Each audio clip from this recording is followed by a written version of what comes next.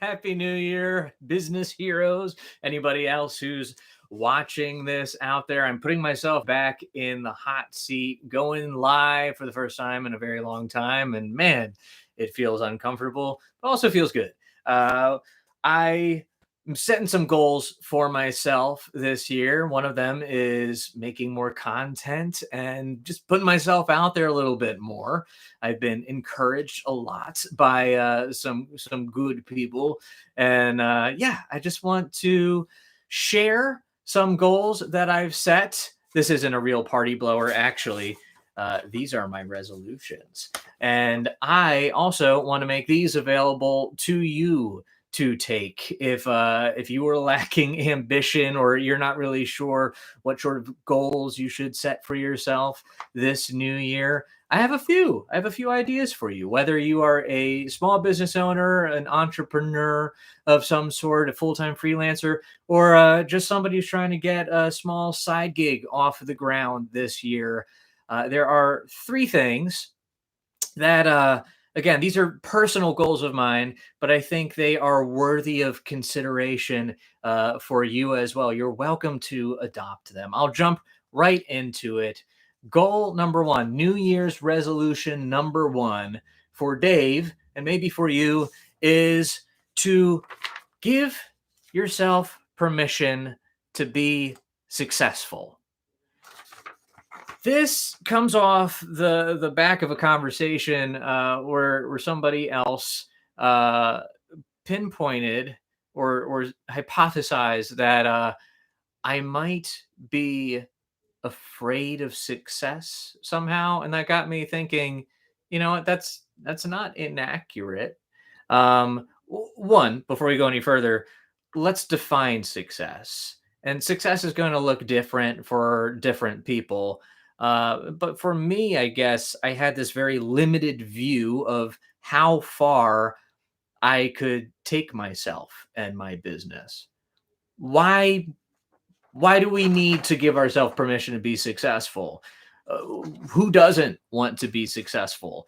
If you're a small business owner, hopefully you want it to work out. Hopefully you want a business that is thriving and doing well, and you're not just scraping by. But I feel like we can struggle with some ideas. Again, I'll go back. I'll just speak for myself, and maybe you can relate with this. But uh, sometimes success in the way that it's popularly portrayed sometimes can seem um, boastful, something that somebody who is just wrapped up more and cares more about material things and money. That it I think success, and I think of the people who are running ads of themselves, pretending to own a private jet. They rented a McLaren on Turo, and they're going to tell you that you can have one too if you just follow their online course. I'm like, no, that's not me. But again, define success for yourself. For me, I just want to provide some stability and opportunities for my family and for other people in my orbit. I want to be generous. Success doesn't have to be a selfish thing. Especially if you are a small business owner and you have employees, success is providing a opportunities and financial stability for other people who are working with you, who have partnered with you. um, Success can just be time. uh, that's a whole nother conversation. Again, like defining success for yourself, but then give yourself permission to have it. It won't just come. Just because you want it doesn't mean you'll get it. You have to put in the work. And we all have different measures of opportunity and privilege. There are legitimate obstacles that are in our path. And some people have many more obstacles in their path than others. But we shouldn't be one of our own obstacles. We need to let ourselves be okay with the idea that, yeah, we can be successful at something that we shouldn't at least want, and to try to attain for ourselves, and to set some goals, and to set a course for success. Again, what are some other things that we tell ourselves that might make us think that we don't deserve it? I think one big idea that I've been struggling with is, who am I? I'm not an expert, especially me. I mean, again, it looks different for different people. But for me, wanting to be a business and marketing coach, there's lots of other experts. Am I really an expert? Yes, yes, you are. If you've heard of the three book rule, I forget who originally coined it. I should have looked that up before I hit live. But it's this idea that if you have read three books, just three books on one specific topic, you are more of an expert on that topic than 95% of the population. I'm sure there's a lot of wiggle room in that number, and also you need the practical experience too. If you've read 3 books about parenting but you've never raised a child, then just keep your mouth shut. But for me, I wrestle with the curse of knowledge. I've been steeped in marketing for over a decade, and some things that seem just second nature to me, super basic marketing principles that I might not really think is like, is this valuable to anybody? Like, everybody knows this, right? Uh, I'm not providing value by teaching this to you. Well, no, I actually am. Not everybody knows what you know. You are, you have more expertise than you give yourself credit for. So give yourself permission to provide value for other people, and don't shortchange yourself. If you can provide value, that means you are valuable and you can have success. Another thing that we often do is compare ourselves to people. Okay, maybe I have some expertise, but again, there's other people out there who are writing books and have much more stuff out there. Okay, maybe you're not the best, but you don't need to be the best. And you know what? Maybe you are actually the best fit for the right people who are meant to be your clients. Whether it's the tone of your voice, where you live, a shared interest or hobby, something about you is unique and might resonate with somebody else. And they just might see you as the right person for them to connect with and to do business with. So, yeah, maybe you're not the biggest name in your niche or industry, but that doesn't mean that you're not a player. So that's just a quick little rundown of some of the thoughts circulating around New Year's resolution number one. Give yourself permission to be successful. That's something I'm going to keep working on this year, and to set some goals accordingly. This is yours. You can have this. You're welcome. Um, Moving on to resolution number two is write things down. So I was only pretending to forget that just for a second. I didn't forget it because I wrote it down. But you know what? I don't always write things down. I have a video. You should check it out. I'll add a link to it in the description a little bit later, about a nice planning daily planner method that I found very helpful for me. It actually comes from Business Made Simple by Donald Miller, and Business Made Simple University online. He does this whole productivity made simple course. And in it, he gives access to and trains through this daily planner that he uses, and it's so beautiful in its simplicity. And I was just really digging it. And then I got inconsistent with it.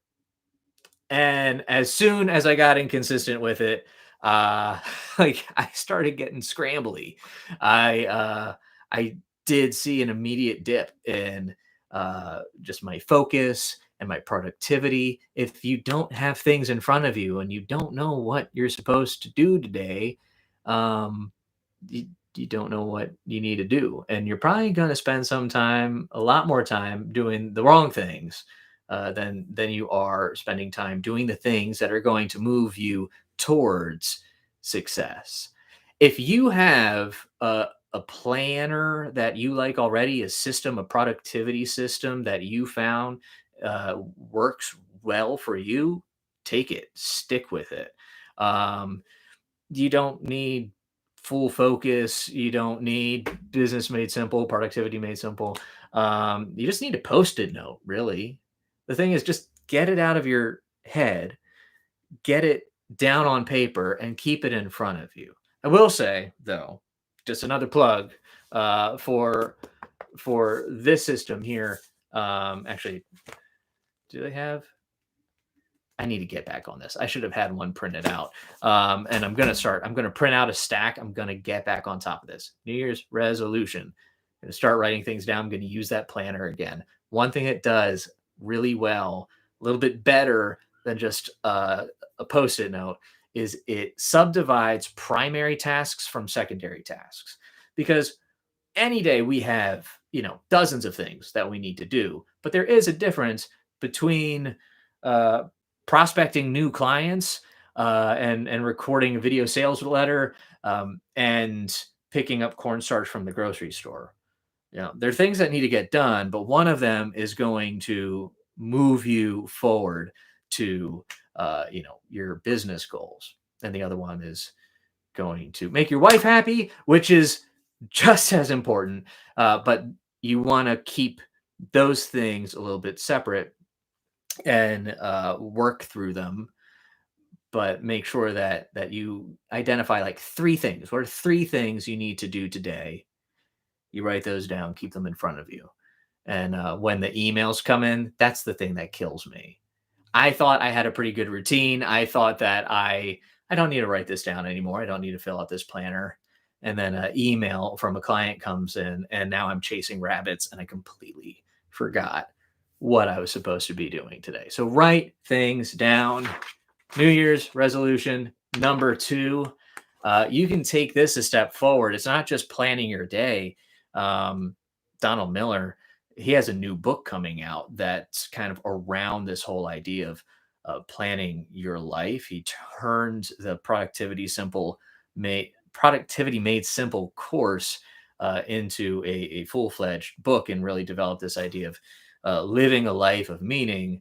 Uh, you can start with the end in mind. Write your obituary. Don't just plan your day, plan your life. Who do you want to be? What do you want to accomplish? What do you want people to be saying about you when you're gone? And what are the things that you need to accomplish to be that person that you want people to remember? This is deep. This is a little bit deeper than just a daily planner, but it's all tied together because you want to set goals. This actually kind of ties together the first goal that we talked about.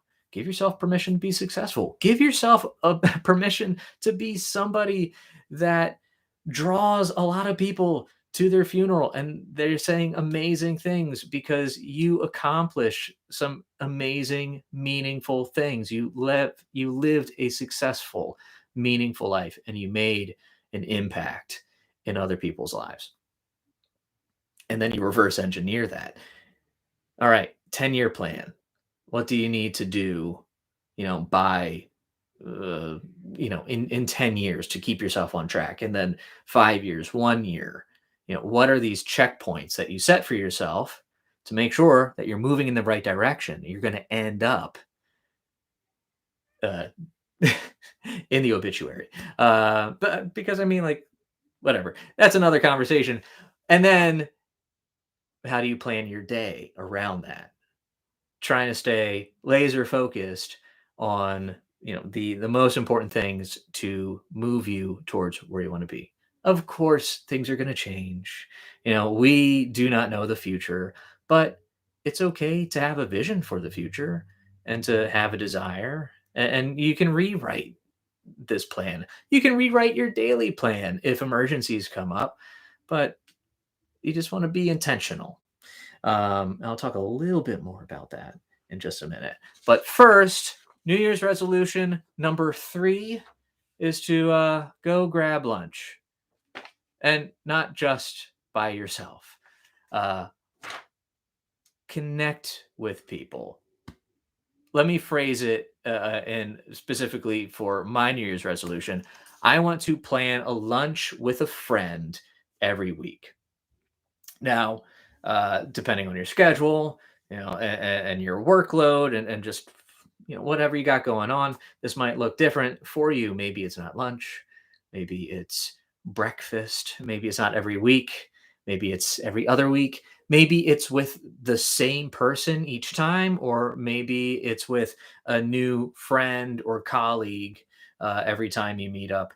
But I want to be a lot more intentional about getting out and connecting with other people, because when I left my job and the office life, where I was surrounded with peers and I was always hanging out with other people, and then I moved to the isolated work from home, doing this on my own for the most part life, I felt it.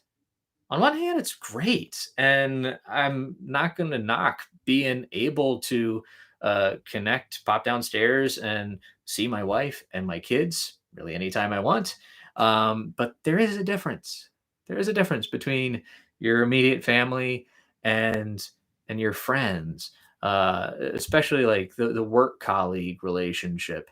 There's a lot of not just interpersonal, relational, social health that's tied to that, but also it's good for productivity. It's good for just generating ideas and inspiration for you as a professional to interact with other people. Now, I'm not necessarily going to be, hanging out with other people. It's just me. I'm not going to be hanging out with coworkers, but there's benefit to that. Hanging out with people who are in a different stage of life, who are working in different businesses and industries, and just coming up for air and getting outside yourself to get some fresh perspectives and to enjoy a sandwich with a friend, and not just sitting inside having a sad desk lunch. No sad desk lunches in 2022. Okay, connect with people. Don't shortchange the importance of that for all the reasons that I just mentioned.